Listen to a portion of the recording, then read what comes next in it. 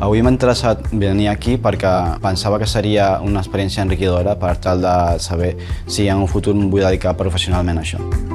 Hem fet un escape room, ens han ensenyat moltes coses de les cèl·lules, com curaven les malalties com el càncer. He estat en un cafè científic que parlava del càncer infantil, una malaltia molt diferent en adults que en infants. En infants és un problema del desenvolupament, mentre que en adults és un problema de l'envelliment.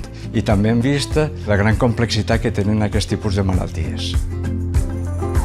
Avui hem visitat dos laboratoris. El primer era més de genoma i ens han explicat coses de l'ADN i com ho treballen. I la segona estava més enfocat al càncer. Ens han explicat molts dels processos i després també hem pogut fer una mica de pràctica amb les coses que veiem sempre de la tele.